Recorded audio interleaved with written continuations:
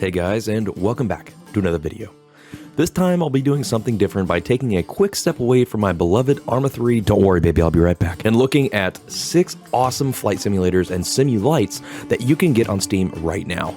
A couple of these are games that I personally feel many people are sleeping on, so if flight games are your thing, then sit back, relax, and let's get into some games that you need to be playing in 2024. And number 6 is Tiny Combat Arena, developed by Y485 and published by Microprose. Yeah, the same company that brought us bangers in the past like Falcon 4.0 and MechWarrior 3. Tiny Combat Arena is more of a simu-light than a full-on simulator, landing in between DCS and Ace Combat almost exactly. The game is still in early access, but receives regular updates on Steam, and the developer is very responsive to feedback, lending to its respectable 93% review rating on Steam. As the Steam store art suggests, the game is focused around flying the AV-8B Harrier, although other aircraft are due to be included in the future once the game world is fleshed out, and there is also third-party mod support, though I haven't really messed with the mods in this one yet. Aircraft avionics are modeled well, and while the cockpit isn't clickable, all of the HMDs and dials function perfectly. Weapons, vehicles, and aircraft are all late 70s and early 80s technology and rely more on dumb guidance as opposed to laser and GPS guided munitions we're used to today. There's a quick mission builder that lets you customize the specifics of your instant action, as well as an arena mode where you basically play a mini campaign conquering enemy bases and positions to win. Out of the box, it comes with HOTAS and Track IR support, which is a massive win for me personally. If you're looking for a game that you can hop in, fly around, and blow stuff up for about 20 to 30 minutes, then Tiny Combat Arena is perfect. At number 5 is Nuclear Option, another very heavy work-in-progress release that is showing a ton of promise. Already, this game is getting massive praise, sitting at a healthy 94% on Steam. Don't let its early access state fool you. Nuclear Option ships with plenty of awesome features, including 5 different flyable aircraft, all the way from small, light counterinsurgency aircraft to flight trainers to stealth attack helos and an air superiority fighter, and even a stealth strategic bomber. Each aircraft has its own unique mission set and detailed flight characteristics, as well as payload configuration. The aircraft also have detailed damage models instead of a single health pool. Single-player scenarios are included, and each aircraft has one that highlights its strengths and acts as a tutorial. Multiplayer is also featured, enabling PvP and PvE co-op with friends against a dynamic enemy force, which will require multiple landings to rearm and refuel. The game itself has a roadmap built in, letting players know what's coming, what's still in development, and what's planned. Personally, I'm waiting on Track IR support because I hate feeling like my head is locked forward in any flight game. Last but certainly not least, Nuclear Option comes with an awesome mission editor that lets you build and customize your entire mission to your liking, which works for both single player and multiplayer, unlocking a ton of replayability, especially with friends. I'm really excited to see where this franchise goes in the future, and we'll be watching it closely. At number 4 is House of the Dying Sun. Now this one is actually going to be taking us to space outside of the bounds of atmospheric flight. If you're itching for one of the best dogfighting and space experiences around, then this one is right up your alley. House of the Dying Sun, from what I could tell, takes a lot of inspiration from Battlestar Galactica remake that aired from 2004 to 2009, and I can't help but fall in love with it. The music is one of the biggest giveaways, but also the sound design, with the weapons being muffled as they actually would be as sound traveled through the vibrations of the spacecraft due to the lack of air in the vacuum of space. In this one, you take the controls of an Executor Mark II fighter following the death of your Emperor at the hands of a traitorous faction, and exact revenge on them by completing a 14-part campaign where you can control other ships and bounce from ship to ship via an in-game command UI. The gameplay is fast and visceral, with a campaign that can actually be completed in about a day's time, which is one of the biggest complaints. You know your game is good when the biggest complaint is that people want more of it. At number 3 is Helicopter Gunship D.E.X. I've been following this one for quite some time, having picked it up last November when it hit early access. Players of yesteryear will be right at home in this one, as one of the primary inspirations were old helicopter sims from the 90s like Longbow 2 and Longbow 2000. Marketed as a simcade, leaning more on the simulator side, you take the controls of a small pool of modern combat helicopters like the AH-64D Longbow, the Kiowa, the British Lynx, the Gazelle, and the Marine Corps' AH-1Z Viper, and even a Hind D. As previously stated, gameplay leans more towards simulation rather than arcade, and the game itself is optimized for gamepads. However, HOTAS support is also included via customizable keybind remapping. Once the game is out of early access, the game will cover 3 eras of combat, which will directly influence the type of munitions available to the player.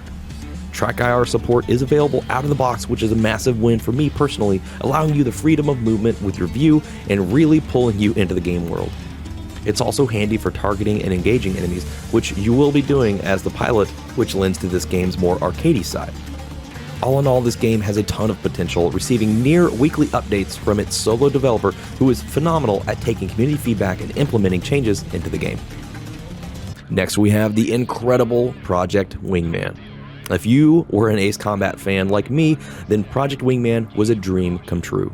Sporting over 20 awesome aircraft, the devs avoided the licensing bullshit by just giving them new names and altering the cockpits a bit.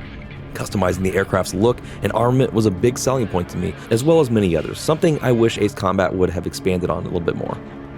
Project Wingman comes out of the box with HOTAS support, however sadly there's no track IR support as of yet.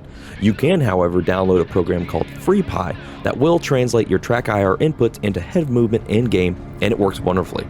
And it's free.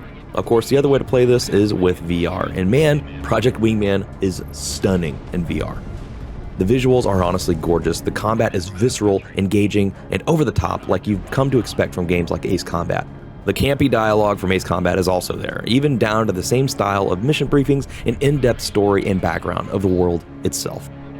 Now, as an honorable mention, I would be completely remiss if I failed to mention DCS and Microsoft Flight Simulator, but I feel like the entire world knows about these games, and I wanted this list to focus on some of the lesser known or not as popular flight sims to hopefully spread the word a little bit more. DCS is, of course, the premier combat flight simulator and one of the best sims money can buy, with tons of unique aircraft highlighting their capabilities. However, be prepared to dump a second mortgage on collecting all of the modules. Microsoft Flight Simulator 2024 has recently been announced, and it looks like they're taking the breathtaking gameplay and formula from 2020's Microsoft Flight Simulator and adding things like missions and jobs to the world, which is going to be awesome, and that's something to really look out for. And now, at number 1 is VTOL VR.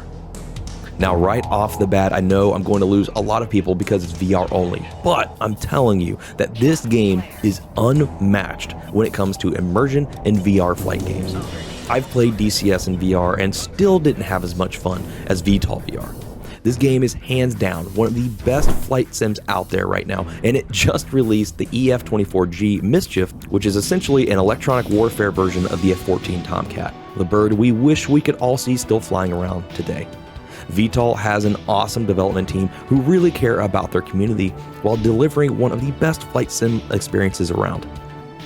At launch, it shipped with 3 aircraft, the AV-42C, mixing a gunship and transport into one airframe, the FA-26B, which is a cross between an F-15, F-18, and an F-22, being your general purpose air superiority and strike fighter, and the F-45A, which is basically all F-35 variants combined and on crack, which is also the token stealth fighter of the game. To date, the developer Boundless Dynamics has released 3 new aircraft via DLC, and those are the AH-94 attack helicopter, the T-55 Tyro trainer light attack aircraft, and the EF-24 Mischief. All aircraft have their own simulated flight characteristics and profiles, and it is modeled extremely well for how simple the game looks on the surface. You can completely customize your aircraft pylons before every mission, including liveries downloaded from the workshop, both on Steam and in-game. Mechanics like electronics warfare were just introduced with the EF-24G and actually gives the backseaters something to do by jamming incoming missiles and SAM sites. In-flight refueling is also a capability and one that is fun to try but difficult to master. There's also the ability to take off and land from aircraft carriers and assault ships using tailhooks and catapult hooks. Weapon management and employment is a lot simpler than DCS, but still involved enough to feel like an actual simulator. Things like using the target pod to laze targets for laser-guided bombs is probably one of the most satisfying things to me. VTOL VR ships with a really powerful mission and map editor, allowing for unlimited player-made scenarios for the masses. People have made everything from Desert Storm campaigns to single missions inspired by Ace Combat, including music and voice lines all incorporated using this powerful mission editor. All in all, if you've been wondering whether VR is actually something you'd enjoy, I can 100% tell you with confidence that VTOL VR is absolutely worth buying a VR headset for. I've used the Meta Quest 2 for a couple years now, and it works perfectly with VTOL VR, and recently has built-in Steam Link support, which is what you'll need to use to connect to VTOL VR, as it is run through Steam on your computer and doesn't actually run on your VR headset. If this review and VTOL VR's 98% on Steam doesn't tell you everything you need to know, I don't know what will. Well guys, that's all I have for this one. I do hope you found a new game to dive into for 2024. As always, thank you to my incredible patrons for their continued support to me and the channel, as well as my channel members who can be seen listed here. See links in the description if you'd like to join these legends. And of course, I want to thank you, the viewer, for watching, liking, commenting, and subscribing. 2023 has been an awesome year for gaming, and I can't wait to see what 2024 has in store for us. Happy New Year, and thank you again, and I will see you in the next video.